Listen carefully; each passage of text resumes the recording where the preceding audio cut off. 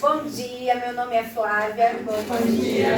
Alguns já me conhecem, é um prazer estar aqui de novo com vocês. Eu gosto muito de falar desses assuntos, fiquei muito feliz com o objetivo desse encontro. A CIPA sempre preocupada, em trazer promoção à saúde. Eu sou enfermeira desde 2011, sou especialista também em saúde comunitária e da família. Então trabalhei bastante em unidade básica de saúde, cuidando de família, de gestação, de parto. Gosto muito de infectologia, de falar de doenças transmissíveis, mas também de doenças crônicas, Acabei fazendo mestrado na Faculdade de Medicina da USP, então eu trabalhei com pesquisa clínica durante 6 anos. Então o que eu trago aqui para vocês são evidências científicas atuais, porque quando eu falo de saúde, eu não posso pegar dados antigos. Quando a gente fala de saúde, são dados atuais, são estatísticas. Não posso falar do passado, que nem área de humanas, artes, que a gente filosofa, Então eu trouxe aqui para vocês dados da Sociedade Brasileira de Urologia para abordar câncer de próstata, tá? Mas eu quero começar falando para vocês da incrível anatomia masculina. Por quê? Porque muitos homens não sabem para que serve a próstata. E os órgãos reprodutores masculinos, eles se dividem em externo e internos. E esse conjunto de estruturas internas, que permite a espermatogênese, a produção dos espermas, a glândula próstata tem uma função muito importante. Já fiquei sabendo que a CIPA já disseminou informações, já está trabalhando com esse assunto. Então eu imagino que alguns já tenham dado uma olhadinha na função da próstata. Mas eu quero começar com vocês falando para mim livremente para que serve a próstata. Mas a maioria não sabe, gente? E é importantíssimo saber porque é uma glândula que tem uma função muito importante, tá? Então, sem se avexar nem nada, eu vou começar com a anatomia masculina. A gente sempre fala tanto de mulher, eu já vim aqui falar tanto de mulher, agora a gente vai falar de homem. Vou abrir o órgão reprodutor masculino. Aqui está ele. Nós temos órgão reprodutor masculino externo e as estruturas internas, tá? A gente tem externamente pênis, bolsa escrotal e testículo, certo? É no testículo que o espermatozoide é produzido, tá? E é nesta glândula também que é produzida a testosterona, demandada pela hipófise, tá? No sistema nervoso central, mas a testosterona é produzida no testículo, o hormônio importante masculino, que regula todas essas funções reprodutivas. A próstata em si, ela está aqui, ó. Aqui é o canal retal. Então a próstata está atrás do reto e abaixo da bexiga. Aqui é a bexiga, onde a gente armazena a urina, para a micção, para a gente urinar, certo? Então a próstata, ela está aqui perto do ducto ejaculatório. Vou começar contando uma peculiaridade importante, porque isso aqui é muito tecnológico. Vocês não têm. Vocês já repararam que os meninos, eles dão uma fofadinha assim, uma acomodada? A bolsa escrotal? Sabe por quê? Porque ela se move sozinha. Se você observar estaticamente o testículo, ele se move. E eu vou explicar por que ele se move. Porque o espermatozoide, ele precisa estar numa temperatura adequada para ele sobreviver. Então, se estiver muito frio, a bolsa escrotal vai reduzir o tamanho para o testículo ficar mais perto do corpo e ficar um pouco mais quente a temperatura. Se estiver muito calor, a bolsa escrotal aumenta e o testículo vai um pouquinho mais para baixo, justamente para o espermatozoide não morrer. Porque o espermatozoide é precioso e é ele que garante, que a gente tenha concepção e que a gente tenha bebês, e que o mundo fique povoado. Mas, uma coisa interessante, que eu nem falei para a turma que eu vou falar. Já foi pesquisado que em cidade grande, nasce mais mulher por causa da poluição. Porque o espermatozoide masculino, ele não aguenta a poluição. Olha quanto estretor que a gente vive na cidade grande. Na cidade grande tem mais nascimento de meninas e já foi associado ao índice de poluição, E também tem estresse, Será que a gente passa estresse na cidade grande? Não é muito tecnológico isso, gente? Então os meninos, eles dão uma fofadinha mesmo, mas é porque precisa, né? É que ele se mexe, então precisa dar uma fofadinha, tá? Mas é porque é tecnológico, é científico, é perfeito. É perfeito. Aí é o seguinte... Claro, por favor. Colocaria a fabricação, certo? Testículo é fabricação. Aí ele amadurece aqui, ó, no epitídeo. Mas aí ele armazena ali em cima, não é? Ele armazena na vesícula seminal. Perfeito. Lá não tem regulação de temperatura, certo? Não, mas aqui, quando ele está amadurecendo, é quando ele fica mais frágil. Entendi. E agora vem a função da próstata, que é a mais linda de todas. Aqui a gente tem o líquido seminal, tá? Que ele já vai estar com o espermatozoide pronto aqui na vesícula seminal, certo? Mas aqui na próstata, eu vou ter o acréscimo do líquido prostático. O líquido prostático é um líquido alcalinizante. Porque a uretra masculina, ela serve para urinar e para ejacular. São duas funções. Então, para que o espermatozoide passe num local ácido, que recebe urina, ele precisa de um líquido alcalino antes. E a próstata, ela produz um líquido alcalinizante que vai se misturar ao esperma que está guardado ali e ele vai alcalinizar. Antes da ejaculação, o homem expele um líquido transparente que é o líquido prostático. E esse líquido ele serve para deixar a uretra menos ácida, mais alcalina. Mais um modo de deixar o espermatozoide sobreviver, porque ele ainda tem uma enorme jornada, né, dentro do canal vaginal, até encontrar um óvulo e fecundar esse óvulo. E o canal vaginal também é ácido. Então esse líquido, ele também vai ajudar dentro do canal vaginal o espermatozoide a sobreviver. E ele é nutritivo também para o espermatozoide, porque ele tem que ser muito vívido, né? Apenas um ou dois, se for no caso de gêmeos, vai conseguir fecundar o óvulo. Então ele tem nutriente, ele tem zinco. Esse líquido prostático, ele vai fortalecer o espermatozoide e deixar o canal alcalino. Senão, não tem como o espermatozoide sobreviver, tá? O líquido prostático, desconhecido, ele é constituído entre 10% e 30% de sêmen. Durante a ejaculação, esse líquido é acrescido ao esperma e a secreção prostática vai proteger e nutrir os espermatozoides. Contém sais minerais e enzimas, já viram que o zinco é um dos sais minerais que mais se encontra, tá? A próstata é uma glândula do sistema genital masculino, então faz parte do sistema endócrino, porque é uma glândula, né? Ela excreta líquidos, ela fica embaixo da bexiga urinária e ela pode variar de tamanho com a idade. Vejam que eu coloquei aqui uma noz, porque o tamanho dela saudável é o tamanho de uma noz, tá? Por que eu digo do tamanho saudável? Porque existem 3 situações que podem alterar o tamanho da próstata, tá? Olha ela aqui, ó. Bem embaixo da bexiga e próxima ao reto. Uma das situações que pode afetar o tamanho dela é simplesmente uma inflamação. Qualquer estrutura nossa pode inflamar, que chama prostatite. Ela pode acontecer por uma bactéria, geralmente Ecterícia coli, que é uma bactéria intestinal. Pode acontecer por sexo desprotegido, tá? E pode acontecer por trauma. Pancada, né, uma bolada, alguma coisa ali que inflame esse sistema. Geralmente, homens mais jovens, eles têm a prostatite, que é a inflamação dessa estrutura. Agora, você imagina se essa estrutura inflamar, ela vai impedir a micção, a urina, ela vai espremer outras estruturas. Então, só dela inflamar já é ruim. Então, a gente vai hoje aprender um pouco sobre sinais e sintomas que podem te alertar, né, dessas situações.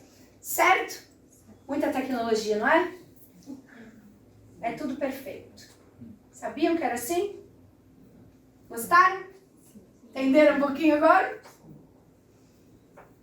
E é muito mais complexo que isso, tá? A espermatogênese. Aqui no epidídimo, onde eles amadurecem, a gente tem 6 metros de túbulos, onde os espermatozoides vão amadurecendo e quando eles estiverem maduros, eles vão até a vesícula seminal e se misturam ao líquido prostático, tá? Vou colocar um videozinho de um médico do HCOR, tá? Bem curtinho, que ele vai explicar, assim, com termos um pouco mais científicos, a função da próstata. A próstata é uma glândula do sistema reprodutor masculino que se localiza abaixo da bexiga e a função dela é produzir um líquido que faz parte do líquido ejaculado pelo homem. Ou seja, no líquido ejaculado nós temos o líquido prostático e mais os espermatozoides que são produzidos pelos testículos.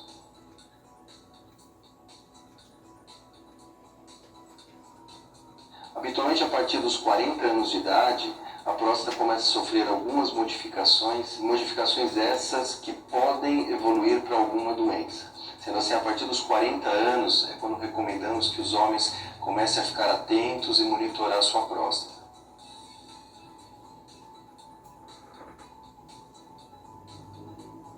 Teoricamente, a testosterona, que é o hormônio masculino, ele que alimenta a próstata e essa próstata pode crescer em virtude da presença da testosterona. Hoje se vê com uma certa frequência homens que com o avançar da idade necessitam de reposição hormonal. Reposição hormonal essa que vai ser benéfica para outros sintomas, como queixas sexuais, fragilidade muscular, osteopenia, distúrbios psicogênicos. Esses homens necessitam da reposição hormonal, a qual deve ser feita. No entanto, para os homens que já apresentam uma hiperplasia prostática, essa reposição deve ser melhor monitorada e essa próstata acompanhada mais de perto. Testosterona não é para todo mundo. Precisa saber como está a próstata, como está o nível de PSA para o médico decidir se a reposição vai ser boa ou não. No caso da hiperplasia prostática, eles não fazem a reposição, tá? Então, há critérios, né? Eu sei que às vezes há uma mania em geral, tem homem que usa até testosterona injetável, tá? Não é recomendado sem consultar um urologista, tá? Agora eu vou falar um pouquinho do diagnóstico, tá?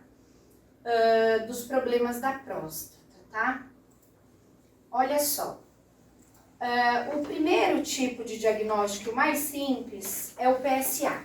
O PSA é um exame no sangue que vai dizer quanto você tem de antígeno prostático específico. Todo mundo que tem próstata produz esse antígeno. Quando a próstata está com alguma alteração, esse número desse antígeno vai aumentar. Então o médico vai comparar o seu índice periodicamente, tá?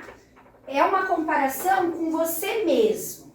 Mas o PSA em si não é tão fidedigno quanto o exame de toque.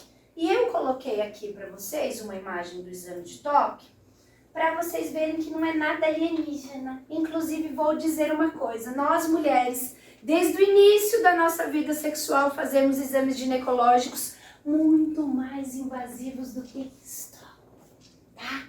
A gente abre o colo do útero para ver o fundo do colo do útero, a gente coleta o material, é muito mais complexo. Isso aqui não é nada perto dos exames que a gente faz, não é, meninas? Mamografia, o que é uma mamografia perto de um toquezinho? E uma colposcopia? Então, meninos, eu vou explicar o seguinte. A textura da glândula pode indicar uma alteração.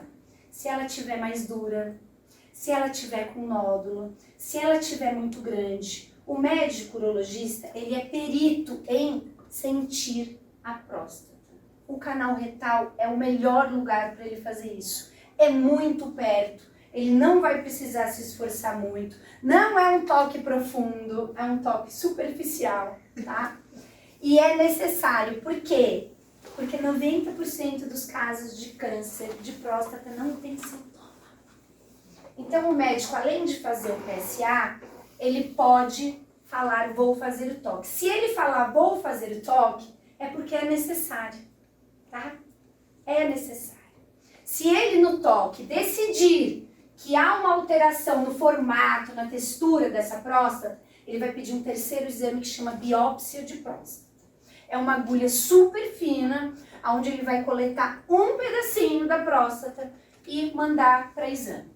Essa próstata pode simplesmente estar inflamada, que é a prostatite, que eu falei que pode ser uma infecção.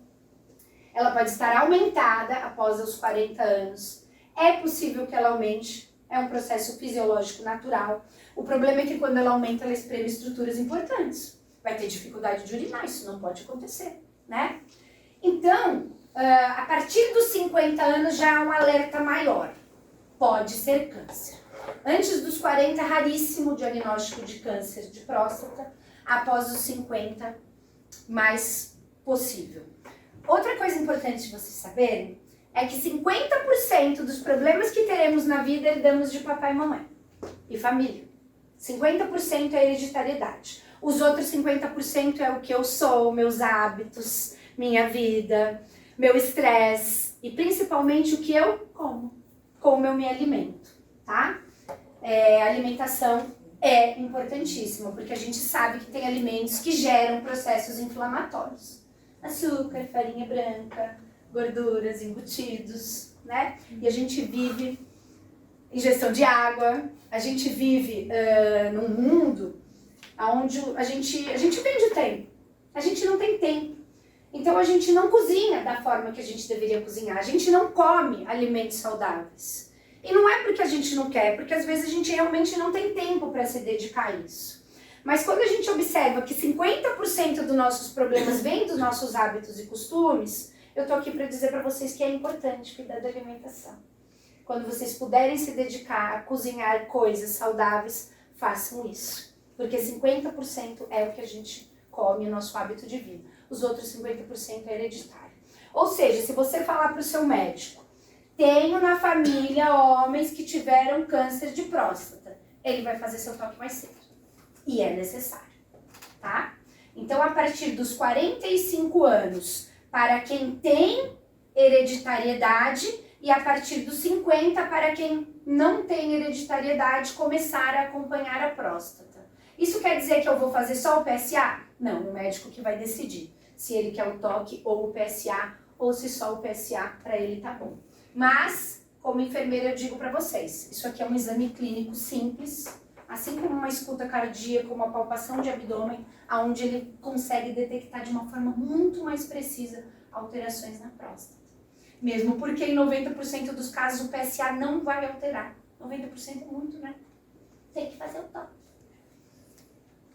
A gente sofre também, viu? O toque é suave. Não é suave? Depois a gente mostra para eles os exames ginecológicos, para eles verem. Aí agora eu quero falar um pouquinho dos sintomas, tá? Esses sintomas não significam que você tem câncer de próstata, significa que a próstata está alterada. Então a primeira coisa, dificuldade em iniciar a micção.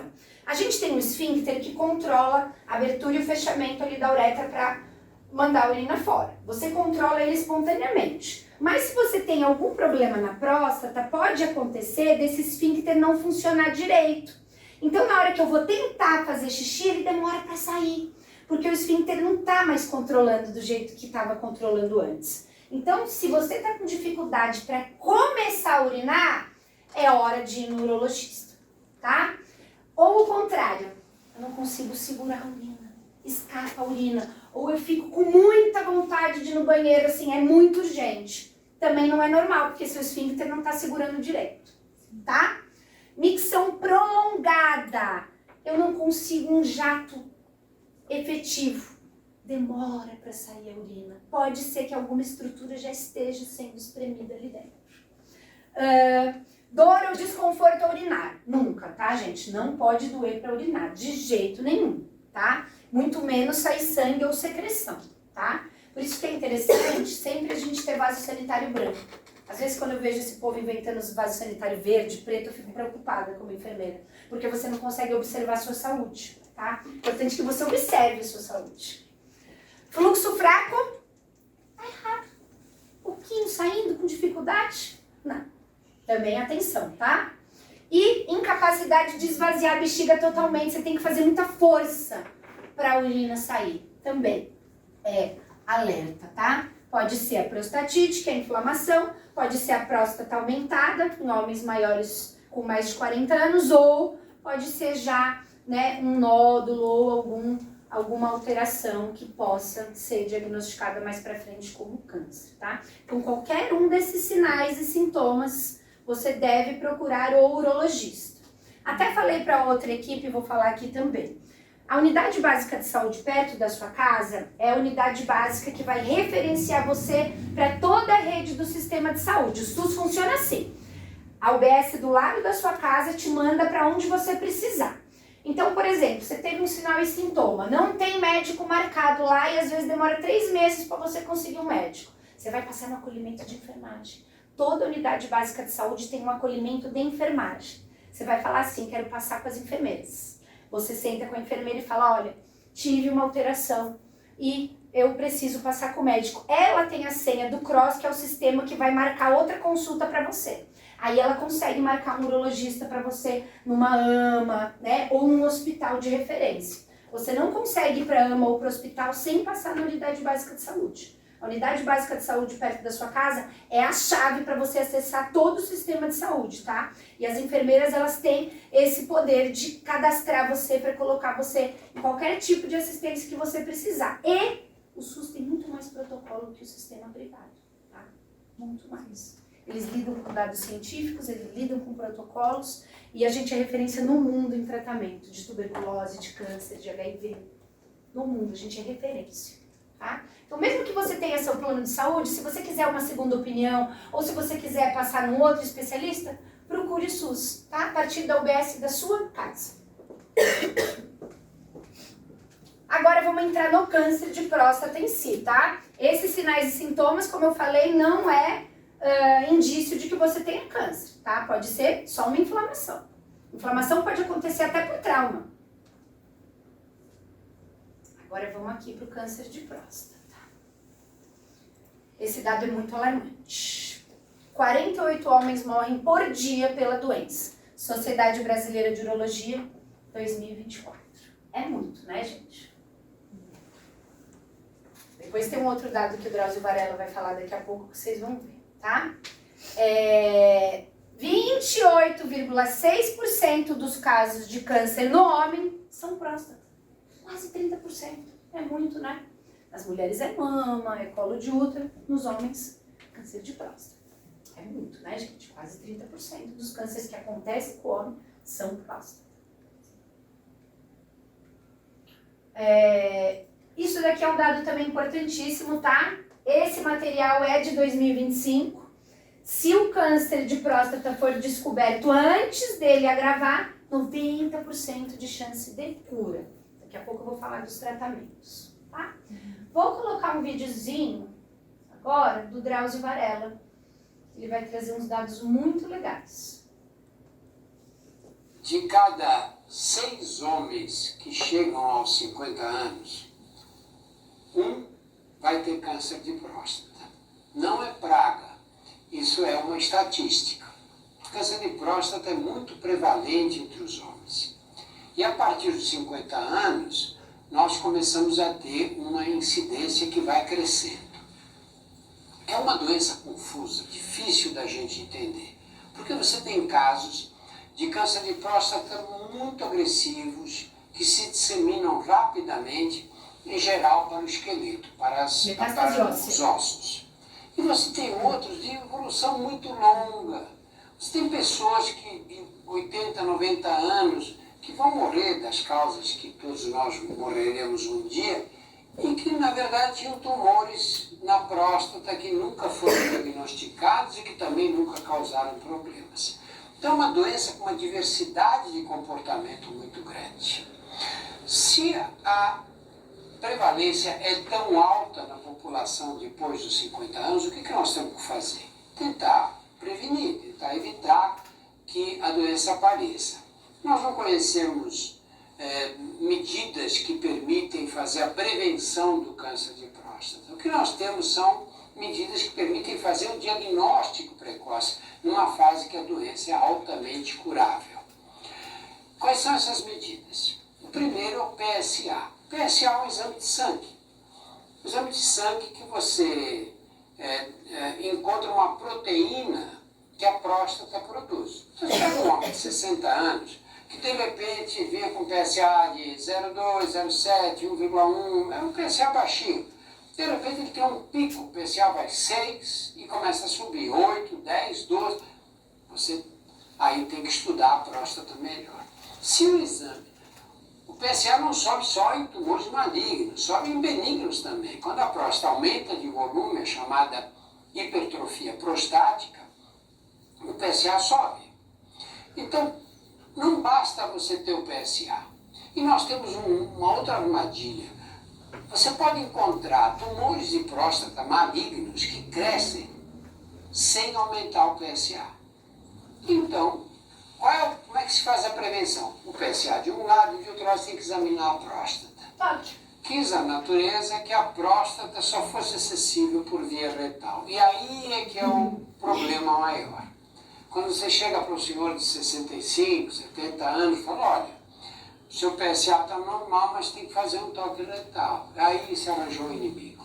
Diz, não, esse exame eu não gosto. Eu costumo dizer que o exame não foi feito para dar prazer para ninguém. Não é? É um exame desagradável, mas nem tanto. E é absolutamente importante, fundamental. É possível acabar com as mortes por câncer de próstata. Nós não conseguimos impedir que o câncer apareça, mas podemos diagnosticá-lo precocemente, numa fase em que todos os casos praticamente são curáveis. Se as mulheres começam a fazer exame ginecológico aos 16, 17 anos, quando começam a vida sexual, por que nós, homens maduros, não podemos fazer os exames de detecção do câncer de próstata? Tem sentido, no século XXI, a gente morrer por disseminação de uma doença que, se fosse diagnosticada precocemente, podia ser tratada e curada para sempre? 90% de chance Nunca de cura. encontrei nenhuma pessoa que tivesse tido nenhuma visão. E, no entanto, você tem uma descrição de muita gente que se viu uma luz no fundo do túnel. Por que precisa fazer o toque? Porque 90% não vai ter sintoma. Tá? Eu acho que o grande problema é o tabu mesmo, né? Que cerca o homem. A mulher, ela frequenta mais o sistema de saúde. Ela tem uma vida mais longeva. O homem morre primeiro. Descobre a doença muito tarde. E se descobre a doença tarde, tem menos chance de cura, tá? Porque, infelizmente, o câncer de próstata, ele dá metástase óssea. Eu já vi gente fazer PET scan e brilhar o corpo inteiro. PET scan é aquela ressonância do corpo inteiro, né? E demorou tanto para se cuidar que disseminou, né? Então, vamos nos cuidar. Achei incrível ele falar que as mulheres fazem sempre exame ginecológico desde os 16 anos e os homens não conseguem, né? Se dedicar a procurar o médico, a fazer os exames sempre, né? Então, vamos ter atenção para isso, tá, meninos?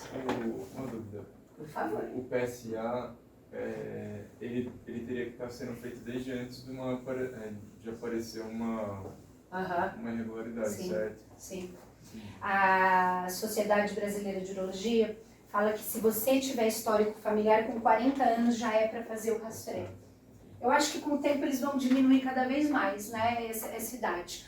Mas sempre prestando atenção nos sinais e sintomas, porque os homens jovens, eles podem ter a prostatite, que também é uma inflamação que, se não for curada, vai trazer prejuízos, né? Então, em todas as idades a gente precisa fazer exame.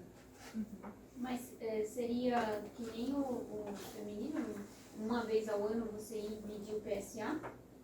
Seria. Mas a Sociedade Brasileira de Urologia fala que a partir dos 40, né? Na verdade, eles falam agora essa atualização a partir dos 45 para homens com hereditariedade e a partir dos 50 para homens que não têm histórico na família, né? Ainda é demorado, né, se você for pensar, mas é a regra que a gente tem hoje em dia. Mas eu, como enfermeira, digo, tem sinal e sintoma? Tem alguma coisa diferente acontecendo? Não espera ter 40 anos, pelo amor de Deus. Procura um profissional da área da saúde. Tem uma pergunta também. Nem você, Drauzio, mencionou o ultrassom. O ultrassom de próstata, ele é recomendado em algumas situações, mas os dois exames mais fidedignos é o PSA e o toque. o ultrassom seria um complemento a um toque alterado ou um PSA alterado. Tá? O ultrassom ele não é recomendado a princípio como exame para detectar essas alterações, e sim o PSA e o toque. Mas tem muitos médicos que pedem já o ultrassom também. Vou falar um pouquinho aqui de dúvidas frequentes. Eu peguei esse documento da Sociedade Brasileira de Urologia. Se vocês quiserem ver depois, eles vão compartilhar com vocês essa apresentação. Aqui tem as dúvidas mais frequentes. E como aqui nessa parte fala da questão dos linfonodos, eu acho que é importante eu explicar para vocês, tá? Às vezes, quando você tem uma inflamação no dente, uma dor de garganta, vocês já repararam que aparece, a gente chama de ínguas, tá? Mas são gânglios, aparecem gânglios. Eles são para dizer que alguma coisa ali está inflamada, né? Algum problema, às vezes até uma espinha, vai aparecer um gânglio ali embaixo. Então, o que pode acontecer no corpo masculino quando a próstata ou algo do sistema reprodutor está inflamado? Os gânglios na virilha, na região da pelve, tá? Então é importante palpar essa região para ver se não tem nenhum nódulo. Se tiver algum nódulo, já é o seu sistema imunológico dizendo, atenção, aqui tem uma inflamação. Se tem uma inflamação ali, precisamos fazer mais exames, tá? Então, prestar atenção no corpo, né? Conhecer o corpo, ver se tem alguma diferença acontecendo, tá? E eu vou além ainda, palpar os testículos. Porque os testículos, eles têm que ser redondos, ele não pode ter nódulo, ele não pode doer. Uma vez eu até contei pra eles que eu recebi um casal e ela tinha palpado um nódulo no testículo dele e era câncer. Ele fez a cirurgia, saiu com a prótese, tudo bem, e foi ela que descobriu. Então é importante que você conheça, que você palpe seu corpo, né? E era um casal jovem, ele tinha 26 anos. É um pouco raro o câncer de testículo, mas existe. O meu compadre, ele é a minha amiga que descobriu também. Olha só. Com 26 anos ele tinha, mas ele não aguentou, porque deu metástase. O dele era um nódulo invasivo graço, infelizmente. Mas ela que também percebeu. Olha só. Então eu separei essa parte porque ela fala um pouquinho dessa questão dos linfonodos, tá? Na pelve e no abdômen. Dor pélvica não pode sentir, sangue na urina não pode acontecer, inchaço da bolsa escrotal, tá? Testículo com aspecto diferente, dolorido, não pode acontecer, tá? Inchaço nas pernas também não é bom. Por exemplo, quando você tira sua meinha no fim da tarde e fica um degrauzinho, é porque tá inchado, tá demasiado membros inferiores, tá? Coloca pra cima e quando possível consulte um médico para dizer que você está tendo edema nas pernas, tá? Porque é uma deficiência do retorno venoso. Não está voltando o sangue de forma adequada. Também precisa se investigar, de repente, problema cardiovascular, tá?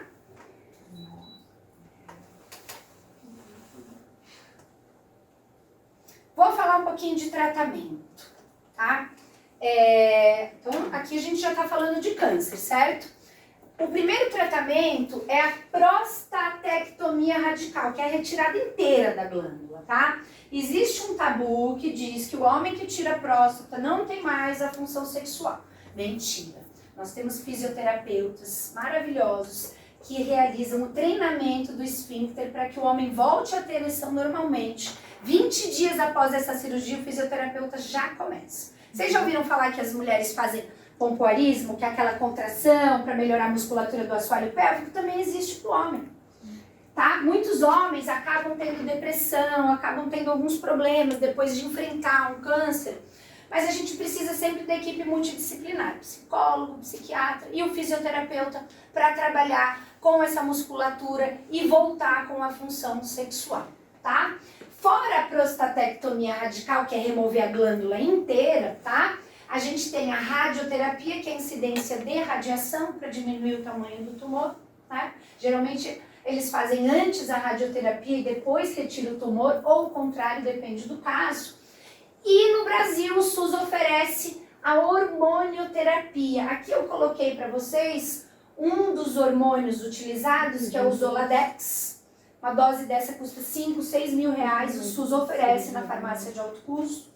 Eu tive a oportunidade de trabalhar no PAN Várzea do Carmo, onde a gente tem um ambulatório de especialidades, onde eles tratam câncer de próstata com hormônio. Por isso que eu digo que a gente é referência no mundo, tá? Aí aqui eu coloquei um documento que fala do nosso avanço tecnológico, tá? No tratamento do câncer. Você falou da remoção, né? Eu não sei se isso existe alguma prática ou o impacto disso, mas uma pergunta pelo desconhecimento. A remoção, sem nada eu faço a remoção. Existe esse tipo de prática e resolveria o problema com a pessoa já de idade para não correr o risco? Não, eles não fazem isso de forma Não alguma. fazem. Sem ter nenhum sintoma, nenhuma diferenciação celular, não. Não pode ser feito. Não. Eu nunca ouvi falar dos médicos fazerem isso. Porque a gente já ouviu falar de mulher, né, que às vezes tem histórico, ela faz a remoção. E hoje a gente tem inclusive exames de rastreamento genético que dizem, né, o seu Isso, risco. aí as pessoas se antecipam e faz alguma Nunca ouvi coisa. falar, mas Tá. posso ver se já tem algum artigo científico falando sobre isso. Que eu saiba, não. Tá. Interessante a pergunta, gostei muito. Como eu sei que mulheres já fizeram isso, se é um risco. Sim. E depois, hoje tem toda aí uma estrutura para poder dar outras condições aí para quem fez a remoção. Sim. Interessante. Vou pesquisar e depois eu vou mandar para eles.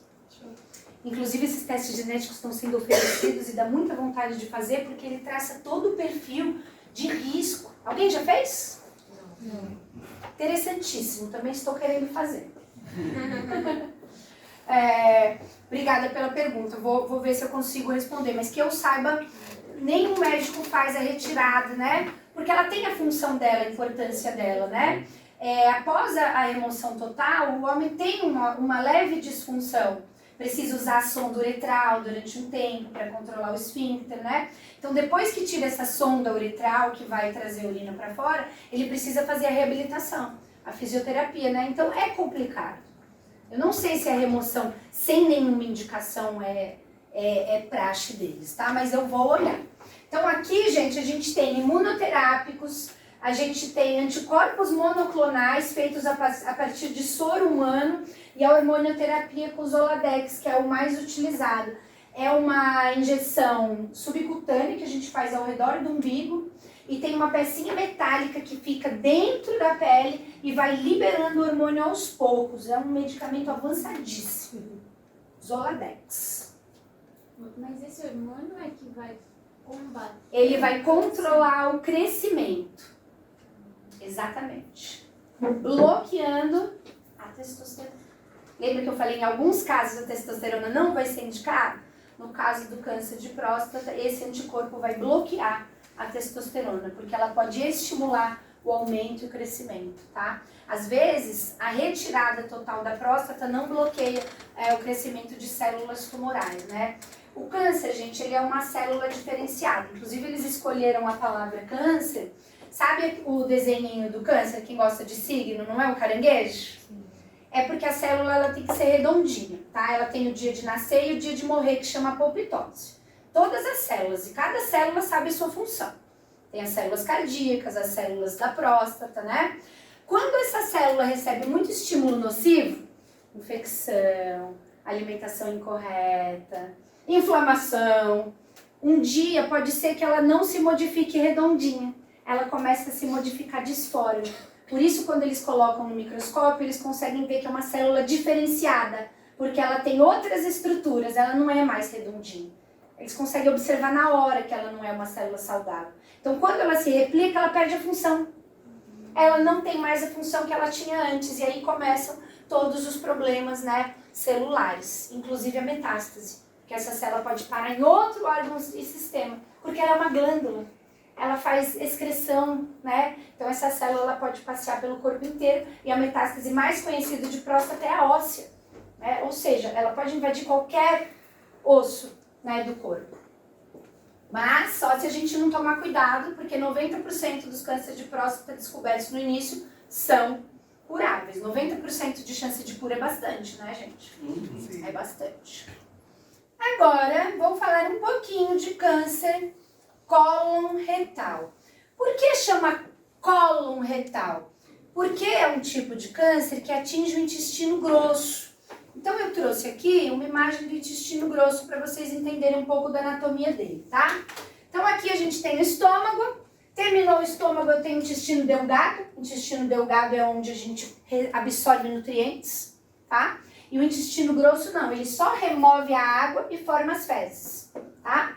Então o intestino grosso, ele começa aqui, no cólon ascendente, cólon transverso, cólon descendente, essa alça que chama sigmoide, ampola retal e ânus, tá?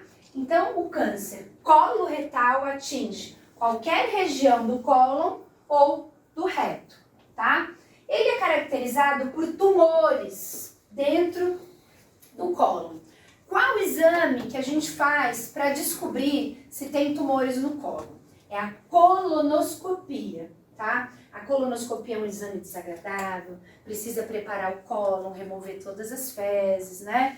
Fazer uma dieta líquida. Quem já fez sabe. A gente chega quase morto no laboratório para fazer o exame, mas é necessário. Aí, algumas vezes, quando você for fazer esse exame, pode acontecer de ter um pólipo dentro do intestino. Esse pólipo, ele é um adenoma. O adenoma é uma célula do sistema imunológico. Lembra que eu falei dos gânglios? O adenoma, ele é um gânglio. Ele é um sinal de que o seu cólon está se defendendo de alguma coisa. Só que os cientistas descobriram que o adenoma é a estrutura que vira câncer. Então, na maioria das situações onde os médicos veem pólipos durante o exame, eles entram com uma pincinha e removem o pólipo, né? Essa região vai precisar cicatrizar. É um local de cicatrização difícil, né, gente? Porque a gente está falando de intestino. E pode ser que, com o passar do tempo, esta região, a célula se modifique e vire um câncer, tá? Então, a princípio, os cientistas entenderam que o pólipo vira câncer, tá? Porém, esses exames são exames caros. São exames que trazem benefícios, tá? Eu sou enfermeira, eu vou falar para vocês que o capitalismo ele anda junto com a medicina. A gente tem um hospital muito famoso, lá no centro, que fechou um andar de obstetrícia e abriu um centro de oncologia. Cada pincinha que faz uma coleta dessa daqui, custa 10 mil reais, 12 mil reais. Elas são muito delicadas. Então, gente, o excesso de exames traz o excesso de diagnósticos, né? E aí a gente pensa, no passado as pessoas não tinham pólipos, não removiam os pólipos, não tinham câncer, provavelmente elas morriam com os pólipos e não acontecia nada, né? Então, o que eu penso, como cientista e como enfermeira, é que às vezes o excesso de exames e de intervenções pode causar modificações celulares, porque eu vou mexer em um sistema de defesa. E quando essa célula se diferenciar, ela pode se diferenciar enlouquecida. Porque eu já não me alimento bem, porque eu tenho hereditariedade, por vários fatores, tá?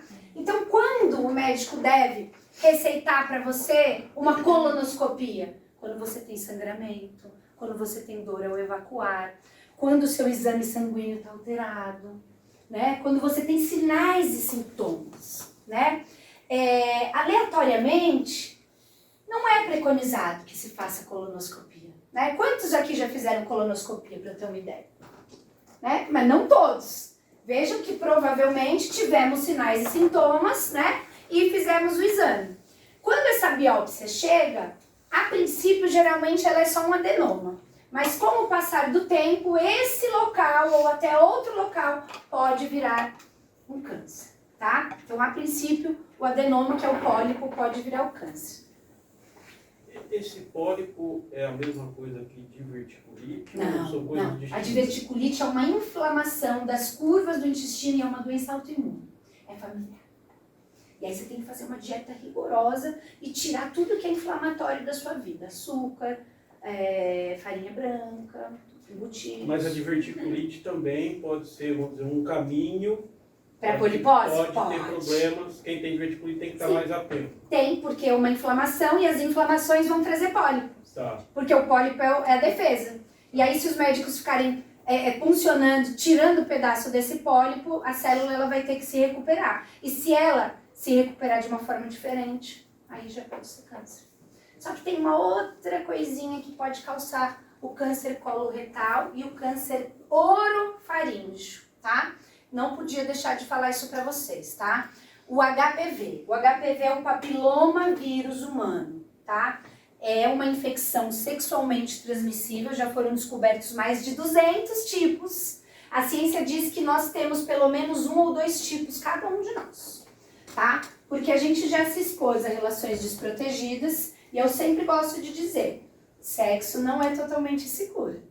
Porque a camisinha, ela vai vedar uma parte do órgão sexual masculino, mas essas verrugas, elas podem estar na mucosa oral, na mucosa ocular, nos dedos.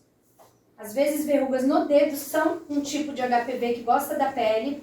Pode estar na bolsa escrotal, pode estar no períneo. E aí eu pergunto, você usa camisinha? Se eu tiver verruga no períneo, na vulva, na região dos lábios vaginais ou na boca, vamos combinar que a gente faz sexo oral, né, gente? Não vamos dizer que a gente não faz sexo oral, que sexo é só penetração, que a gente vai estar sendo hipócrita. Então, é perigoso.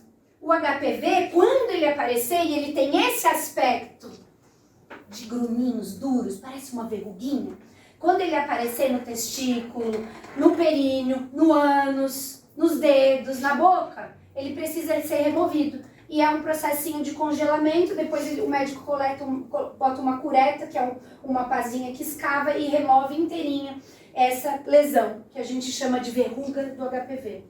A verruga do HPV causa câncer coloretal, principalmente o retal e orofacial, tá? Então, se você tem uma verruga em qualquer um desses lugares, você precisa ir no médico para remover ela. Vocês já perceberam que agora a gente tem vacina de HPV para os adolescentes de 9 a 14 anos? É porque essa vacina cobre 6 tipos de HPV que são carcinogênicos, que causam câncer. Então, se a gente der uma vacina para as crianças e para os adolescentes antes deles terem a primeira relação sexual, eles vão estar protegidos, eles podem até pegar HPV, mas eles não vão desenvolver as formas graves, tá? Então, o HPV, infelizmente, é também uma das causas de câncer retal e orofacial, tá? Então, se tiverem alguma lesãozinha parecida com a molécula do vírus, tá? Já descobriram mais de 200 tipos, e aqui é o condiloma acuminado, que é como a gente chama essa verruga, tá? Tem até no dedo, até criança tem no dedo, tá? Porque é altamente patogênico, é altamente contaminante. Então, tem a verruga, é melhor tirar. É super simples, faz em consultório, tá? Não precisa se internar nem nada. Muitas pessoas têm e nunca perceberam. Então, se você tem, se alguém tem, vamos procurar o sistema de saúde para se proteger, tá? Então, ó, a porcentagem de câncer coloretal associada ao HPV varia consideravelmente em diferentes estudos. Ó, peguei um estudo americano de 2022, correlacionando o papiloma vírus humano ao câncer coloretal. Mas pesquisas sugerem uma prevalência média em torno de 27 a 52% dos casos. E alguns estudos acharam uma taxa de 60% de câncer coloretal associado ao HPV. Então não tem como a gente não falar, né, de sexualidade, de vida saudável, de olhar para o parceiro, de olhar sinal e sintoma, tá? De buscar ajuda e de tirar essas verrugas, tá? Super simples, o posto de saúde tem os instrumentais para tirar essas verrugas, tá? Vocês sabiam que o HPV também é responsável?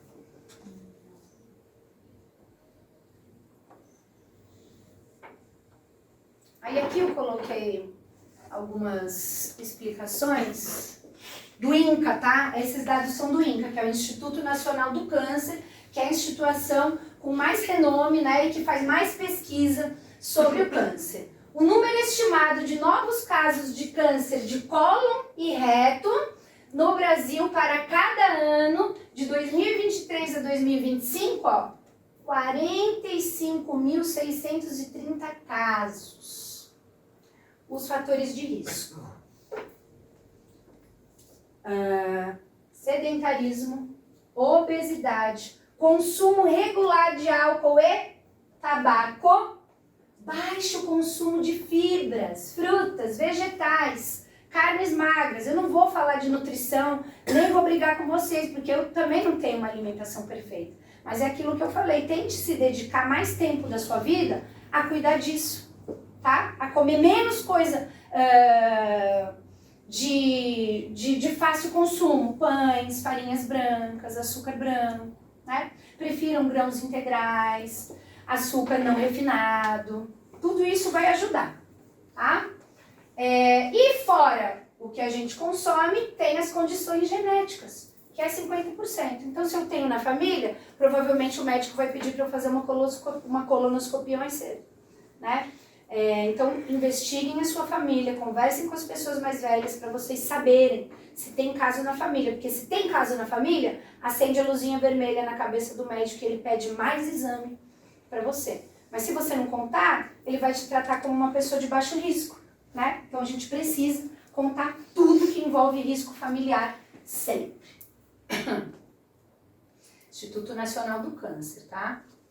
Então, ele abrange, eles são tumores que se iniciam na parte do intestino grosso e no reto, e eles são predominantemente mutações genéticas em lesões benignas, como pólipos. Né? Então, a gente tem a polipose, que pode ser por causa de inflamações, e aí se a gente pensar que as coisas que a gente come inflamam o nosso intestino, a gente já começa aí a ver um caminho para melhorar a nossa situação. E o HPV também ali, né? Quase aí 60% de casos associados também ao câncer coloretal, tá? Instituto Nacional do Câncer, dados de 2021.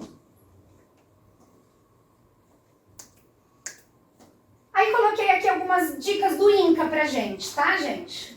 Sem sermão, mas rapidamente, câncer dá para prevenir evitando bebida alcoólica. Câncer dá para prevenir evitando carnes processadas, embutido, linguiça, salsicha, tudo que é embutido não é bom. Gostoso é comer alimentos frescos, por isso que a gente precisa se dedicar, né, a preparar nossos alimentos, de preferência. Manter o peso saudável, tá? Infelizmente o sobrepeso também está associado ao câncer, porque o sobrepeso vai causar processos inflamatórios. E exercício físico, tá? No mínimo meia hora, mas o ideal é 1h30 por dia de exercício. Caminhadinha. Na caminhadinha não é o suficiente não, viu? Tomei um tapa na cara de um médico outro dia, que ele falou que é 1h30. 1h30 caminhando? De exercício. Aí você decide o que você vai fazer. Caminhando 1 hora aí. Se for 1 hora caminhando, tá lindo. Ali, mas não é pra caminhar devagar, não. É pra caminhar mesmo. Eu fico 1h30 na academia esperando a minha vez de fazer exercício. A gente vai correndo um pouquinho. Também tem a questão do estresse mental, tá? Que é importantíssimo.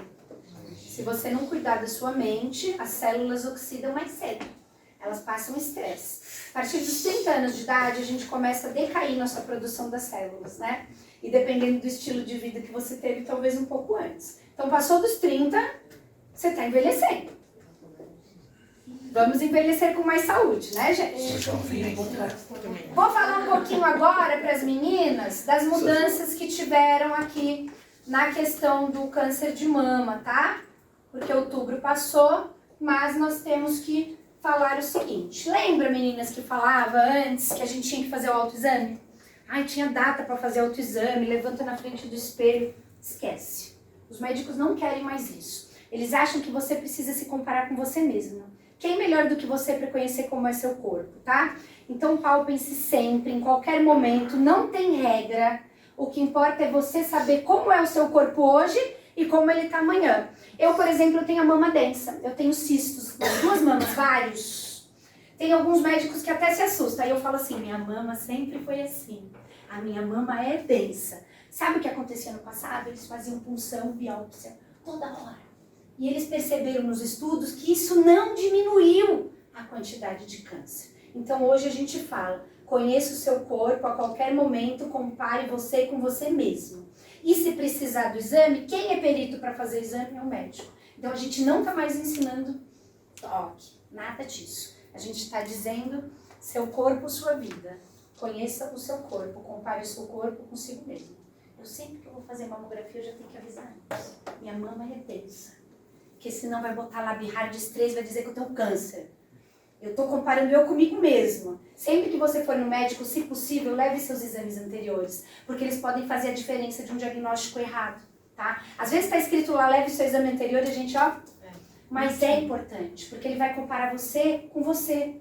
Não com uma estatística. Porque a estatística, a ciência precisa dela. Mas somos seres individuais, né? Cada um tem o seu modo operante. Cada corpo se adapta de uma forma, tá? Então é isso que eu tenho para dizer para as mulheres, tá? O SUS, a partir dos 40 anos, ele já cobre exames de mama, tá? Mas o Instituto do Câncer diz que as mulheres devem fazer exames como mamografia e ultrassom de mama a partir dos 50 anos, tá? Isso é o Instituto do Câncer. Mas o SUS, maravilhoso como ele é, a partir dos 40 anos, ele já vai rodar os exames se o médico pedir. E se você falar que tem hereditariedade, tem câncer de mama na família, vai fazer jovem. Vai fazer com a idade que você tiver, vai fazer ultrassom, tá? Mamografia um pouquinho mais tarde, mas os dois exames são necessários. Porque a mamografia, como ela espreme os tecidos mamários, fica mais fácil de observar a textura desses nódulos ou desses cistos, tá? Mas o ultrassom também complementa, tá? Aí aqui, meninas, umas coisinhas importantes, tô acostumada com tela de touch. Aqui, ó, a gente tem alguns sinais de que a sua mama não tá legal, que eu achei importante destacar. Mamilo invertido, retraído, não tá normal. A não ser que você já tenha um mamilo invertido, né? Eu trabalho com amamentação, tem mulheres que têm um mamilo invertido, mas aí é a vida inteira. Ela, por isso que tem que se comparar consigo mesma. Secreção no mamilo não é pra ter, mas também não é pra apertar. Não é pra ficar fazendo expressão pra ver se sai líquido. Desencana disso. Se você tiver uma alteração, o médico que vai fazer. E já digo uma coisa também, né? A secreção ela não pode ser avermelhada nem amarronzada, mas se ela for clarinha, significa que você está numa fase que chama menacme, que é a fase reprodutiva. Toda mulher está na fase reprodutiva durante muito tempo. Só os homens que produzem espermatozoide para sempre. A gente para um dia, né, de produzir óvulo. Inchaço em alguma parte da mama não é normal, tá? Inchaço em toda a mama, no período menstrual é normal, né, meninas? Mas e depois? Se a mama ficar o mês inteiro inchada, doendo, não tá normal. Agora, o anticoncepcional, ele faz com que a gente tenha retenção de líquido, tá? Então, se você usa anticoncepcional, já é diferente. Então, você tem que se comparar com você mesma. Dor na mama ou no mamilo, irritação da pele ou mudança de coloração, tá? A retração, alguma parte que tá disforme, tudo isso é sinal de alerta, tá? Para as mamas. Então, observe se em caso de alguma alteração, você poderá procurar uma enfermeira no posto de saúde ou ir na sua ginecologista, que certamente ela vai prescrever os exames, tá? É isso, esse material tá aqui para vocês. Em 2025 a gente teve 71 mil casos confirmados de câncer de próstata, tá? Mas lembrando que se descobrir antes, 90% de chance de cura. Show. Cuidem-se, tá? Obrigada.